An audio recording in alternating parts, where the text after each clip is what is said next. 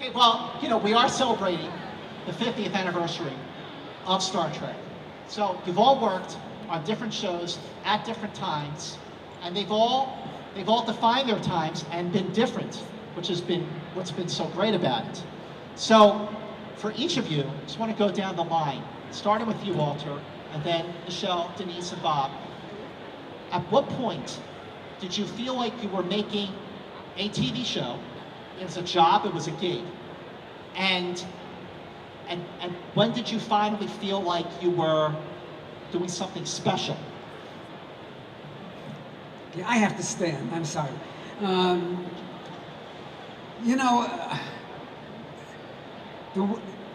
The show, first of all, I came in the second year of the series, and it was a very inauspicious moment in my life, because I went in and I read because the dialogue demanded that the situation involved jeopardy and peril, and young ensign, how does he feel under these circumstances? And I examined all that before I went in for the audition, and I came out with a very, very clenched-jawed, squinty-eyed, white-knuckled approach to the lines, and I said, "Captain, the ship is about to blow up.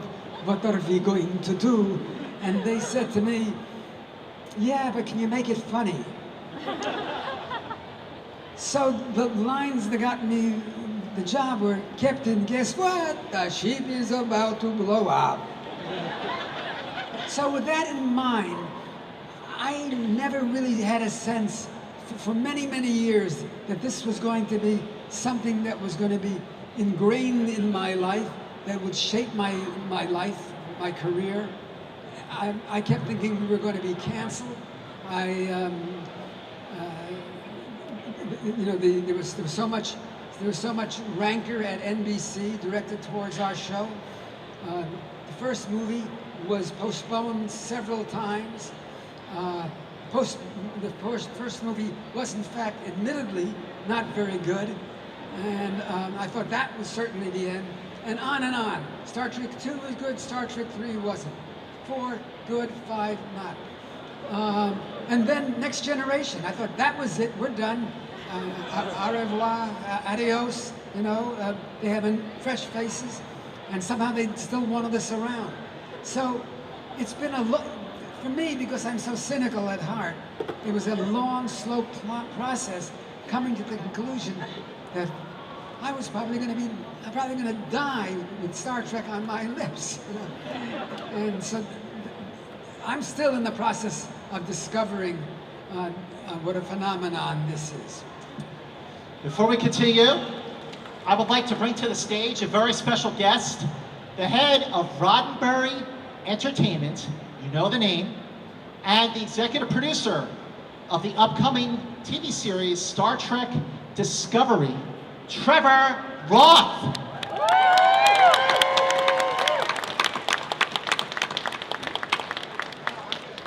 Michelle, I know you have a very special story about the impact that Star Trek made on a very big fan, MLK, Martin Luther King Jr. I know I've read the story, I've heard you talk about the story elsewhere, but can you share with the Stanley Comic-Con audience how much of a fan that Martin Luther King was? You might have to interrupt me some. Martin was a #1 fan of Star Trek. You couldn't believe how much he knew about it, about the show, and where it was going and where it should go. And he actually gave a lot of good ideas to some of the things that we did and didn't do. And he was a wonderful man. Martin Luther King was a wonderful, wonderful human being. And he was so down to earth that you wouldn't have known it was, his name as much as big as it was, that he was so down to earth when he met you. Just talk to you like we would talk to each other, you know. And you keep waiting for this guy to become, you know, very, very important talking to you. He was very, very down to earth, and I adored him. For Denise. Oh. Oh, yeah. Oh, okay, wait. Thank you. The story continues. He said, tell them about how you wanted to quit the show, and he told you not to. It's very true. At one point, I was getting some offers that were very, very interesting, and I was thinking about leaving the show. And one of the most important people I met right at that point in time when I was about to go and put my resignation in was Dr. Martin Luther King. And so I told him, it's such a pleasure to meet you, and blah, blah, blah. And he said, you're very good on the show. And I said, well, I'm leaving the show, of course, and that's as far as I got. Because, and he says, you can't. And I said, what you talking about, Dr. Martin Luther King? But I didn't say that. I just went, and he said, don't you know what Gene Roddenberry has given to so many people? More than just your role or anyone's role, but the stories and everything that's coming. Everybody knows the show, and it's true, we used to get all kinds of ideas coming in to our show, and some of them they used and gave them credit for it and tried to pay them, and they wouldn't take the money. Nobody would take the money. I would have taken the money. And but they didn't ask me. But it was a wonderful show, and it was a wonderful opportunity, and I worked with some really great people. You know, Denise, what a story. I mean, thank you. Martin Luther King tells you to stay on the show. You stay on the show. Yeah, I think if Martin Luther King would have asked me to stay on the show, I would have stayed on the show. But If he'd Denise, asked you know, you to stay anywhere, no question. you'd have stayed. Yeah. You know, Star Trek, the original series, was a tough act to follow. You had the 3 seasons, and at that point in the mid-'80s, you had 4 films. So by the time Next Generation came around, you all had to deal with that. Oh, we got to follow the original crew and all that, and you know, you had to not only match it, but exceed it, which the Next Generation did in a lot of ways. But what was it like with Gene and with Rick Berman and with the cast in those early days to find your own way, the challenge to find your own way and make Next Generation stand on its own merits? You know, it's an interesting question because the original, at the original time we were making The Next Generation, it was met with such hostility. There was such, you know, vehemence in the atmosphere. We were getting all kinds of hate mail and, you know, really from the fans, you know, saying, who do you think you guys are? You cannot come in here and make another Star Trek. This is unheard of. This is sacred. This is our, you know, our the church we pray at. You can't, you know, come and do that. And, you know, we as the actors had no idea what these people were talking about, had no idea where this was coming from. I mean, it was like, you guys, we're just a couple of people happy to have a paycheck, you know, and just calm down, and slowly but surely, each one of the original cast came by to our set, and like welcomed us into, you know, the fold and encouraged us and passed the baton, so to speak. And we just all looked at each other and said, you know, we're just close the chatter out and just do our job. Just, you know, just do our job. And we did, and before you know it, the tides began to change, and people started tuning in and watching and going, this is not bad, this is not bad, okay. Kind of like the guy with no hair, you know? Not you. And then you weren't on yet. You weren't on yet. And so, you know, it slowly began to, people warmed up to it, and here we are. Next year, 30 years. That's right, the 30th anniversary Next Gen. You know, Robert Picardo. So Voyager was the second show of the Star Trek series to have been developed without Gene Roddenberry's involvement. He passed away in 1991. So Robert Picardo, what were the challenges for the Voyager cast and crew to make a show that, again, would be different and stand on its own merits, but be true to the vision that Gene Roddenberry started without his involvement, without him being around? Well, by the time Voyager came along, they were cranking out a Star Trek show every 15 minutes. So distinguishing ourselves was different. I was most concerned that I was playing another artificial intelligence, and everyone was going to hate me because they loved Data so much. So my main challenge was to be as different from Data as I could possibly be.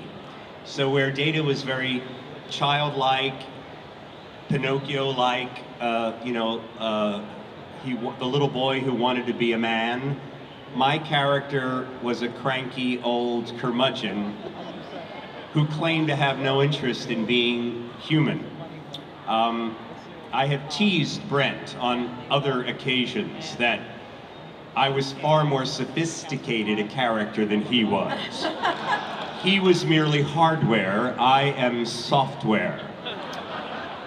He was like a robot, right? Danger, danger, Will Wheaton. Now wait Whereas a minute. I was very sophisticated and very advanced. But on a more serious note, I applaud the opportunity that we have as actors to influence the people that are dedicated to watching the show. And I applaud Michelle for all of the outreach that she did to women, to minorities, to become members of NASA, to become astronauts.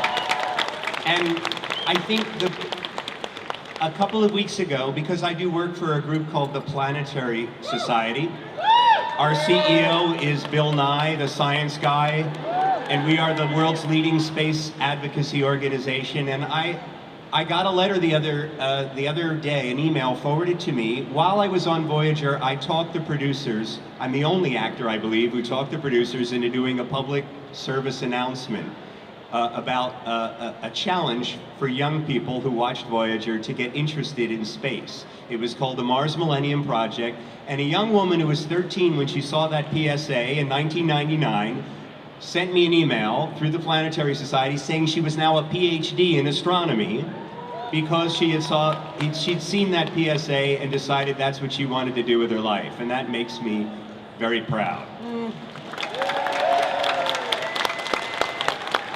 All right, so ladies and gentlemen, here's what I have to tell you. Mark your calendar for this date, December 13th. December 13th is when a project called the Roddenberry Vault drops.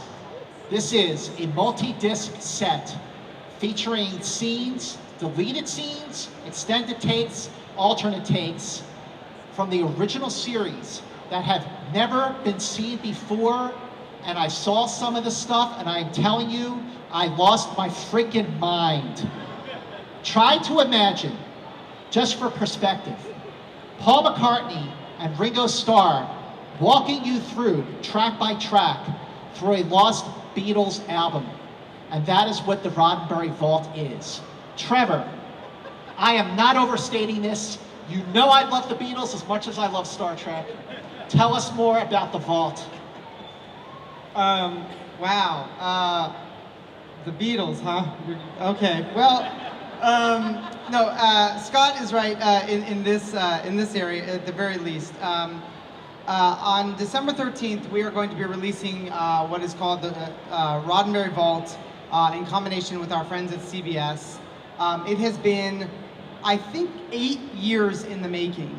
And just to give everybody a quick rundown of what it is so that you know, the story goes that during the editing process of the original series, when there was this thing called film, raise your hand if you know what that is. Oh, look at that, wow. All right, so when there was this thing called film, they obviously used to cut the scenes together, and luckily enough for us, a lot of what didn't end up in the series ended up on the cutting room floor, and then ended up in the Roddenberry estate. And it has taken us 3-4 years, with the help from CBS and the Okudas, if you know Mike and Denise, to go through everything that we have and compile it into something that is going to make sense to share with you guys on the 50th anniversary of Star Trek. And so all of the stuff that we have is literally never been seen, whether it be a blooper or whether it be a deleted scene in some cases, whether it be an alternate angle or some dialogue that perhaps provides more information on scenes and episodes that you love.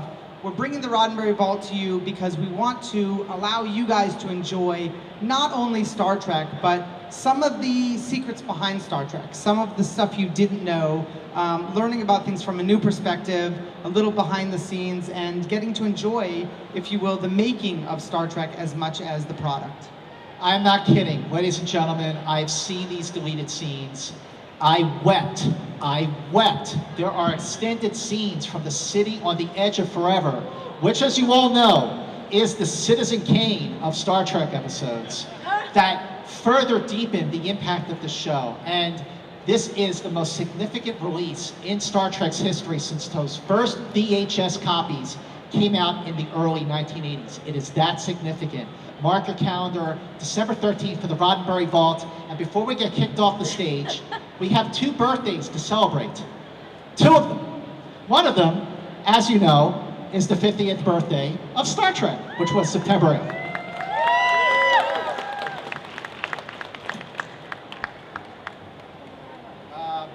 The other, one of our panelists here, just recently celebrated a birthday. On Thursday, Robert Picardo. So please join me in singing happy birthday to Star Trek and Robert Picardo. Happy birthday to you. Happy birthday to you. Happy birthday, dear Star Trek and Robert. Happy birthday to you.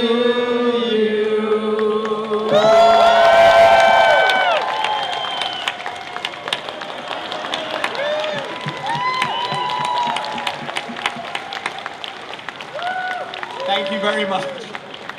I really appreciate that. Oh my God. I'm going to eat this now. Oh, is there anything you'd like to say to the fans before we get kicked off the stage? Anything? Yes. What I'd like to say is, before eating this cupcake, I can still fit into my uniform of 7 years. Shout. I have to admit, I can too. As a matter of fact, they gave me one of the costumes that hangs in my closet, and once a year I put it on to make sure I can still get it on. Denise. I'll be changing into my Naked Now costume in about an hour, so stick around. Why am I the only one clapping? Come on. And Walter, is there anything you'd like to say to the fans? With the microphone.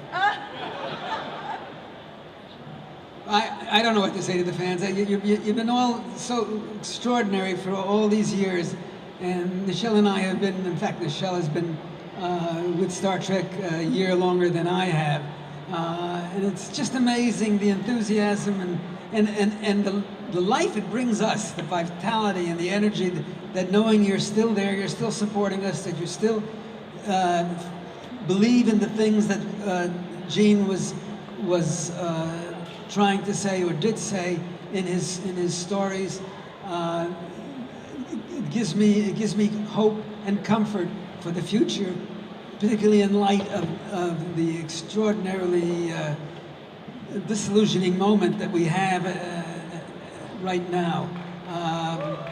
We certainly hope that the right side wins and that we continue to proceed in a direction that Gene hoped we would. Trevor. I guess on behalf of everybody here on the panel, on behalf of everyone at Roddenberry Entertainment, my business partner Rod and his father Gene, I just want to say thank you. Thank you because you have been a part of forming what Star Trek is over the last 50 years, as much as anybody here, behind the scenes, on the keyboards, and without the fans, we would not be here today and continuing forward for the next 50 years. So thank you. Ladies and gentlemen, thank you, Trevor, Robert Picardo, Denise, Michelle, Walter. Enjoy the rest of Stanley Comic-Con and happy 50th birthday, Star Trek.